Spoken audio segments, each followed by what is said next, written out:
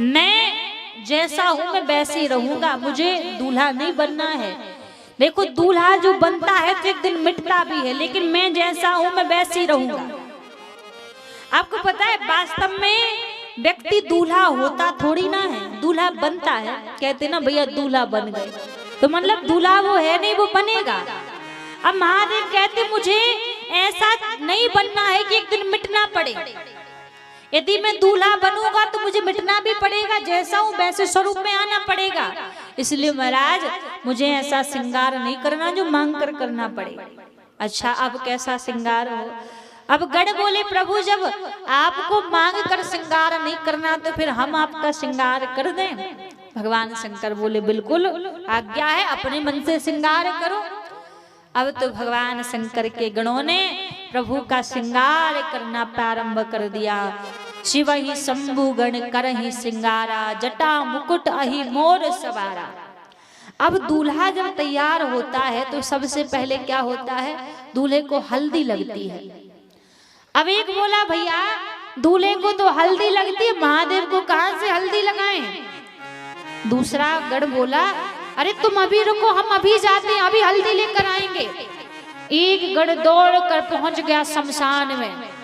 एक मुर्दा जलकर तुरंत ही उसकी राख ठंडी हुई थी महाराज, उसको ले आया कैलाश पर। बोले भैया इससे बढ़िया कोई हल्दी होगी? भस्म लाकर पूरे महादेव के तन पर लगा दी। अच्छा आपको पता है महादेव को भस्म क्यों प्रिय है? शंकर भगवान को भस्म बड़ी प्रिय है। कब से प्रिय है? एक बार का समय था, भगवान शंकर पृथ्वी पर भ्रमण कर रहे थे। तब भगवान शंकर ने देखा कि एक व्यक्ति ने अपने प्राण त्याग दिए थे, तो कुछ लोग उसको लेकर शमशान जा रहे थे। अब जब शमशान जाते हैं तो सभी लोग क्या बोलते हैं, क्या कहते हैं? राम नाम सत्य है। तो सभी बड़े तेज तेज से चिल्ला रहे थे राम नाम सत्य है, राम नाम सत्य है।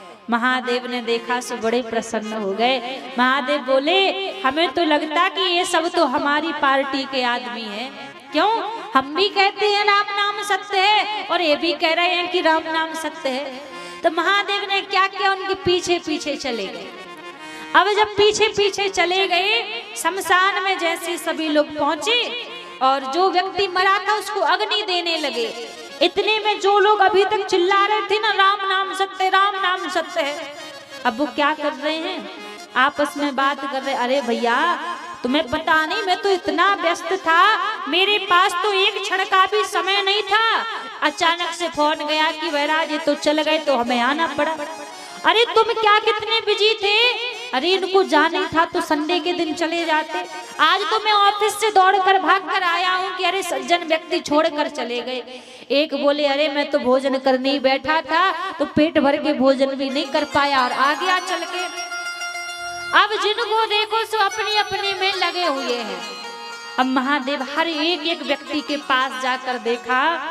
महादेव बोले भैया ये तो बड़े दल बदलू आदमी है, एक मिनट में पार्टी बदल ली। अभी तो कह रहे थे राम नाम सत्य, अब अपने में मग्न हो गए। अच्छा ये तो ऐसी है, शायद वो व्यक्ति तो शायद मेरी पार्टी का हो जिसके कारण ये कह रहे थे। जब तक महादेव उस मुर्दे के पास पहुंचे तब तक हुआ क्या, मुर्दा जलकर राख बन गया, भस्म हो गया। अब महादेव ने कहा भैया मैंने तेरे पास आने में देरी कर दी, यदि थोड़ा सा पहले आ जाता शायद तू मिल जाता, पर कोई बात नहीं, तेरे कारण इन लोगों ने मेरे प्रभु का नाम लिया है और राम नाम सत्य कहा है। तो आज से मैं तेरी इस तन की भस्म को, राख को अपने तन पर लगाऊंगा कि तेरे कारण कम से कम लोगों के मुख पर राम का नाम तो आया। महादेव ने सारी भस्म को उठाकर अपने तन पर लगा लिया। उसी दिन से महादेव को मुर्दे की भस्म बड़ी प्रिय है, क्योंकि उसके कारण प्रभु का नाम तो लोग कह लेते हैं ना, राम नाम सत्य तो कहते हैं। तो उसी दिन से महादेव को मुर्दे की भस्म प्रिय हो गई, मुर्दे की भस्म अपने तन पर लगाने लगे। आज गणों ने महादेव के तन पर मुर्दे की राख लगा दी। अब एक बोला भैया हल्दी तो हो गई, अब यदि इनके गले में दो चार बढ़िया बढ़िया माला और मिल जाए तो और बढ़िया लगे। एक बोला हम अभी अभी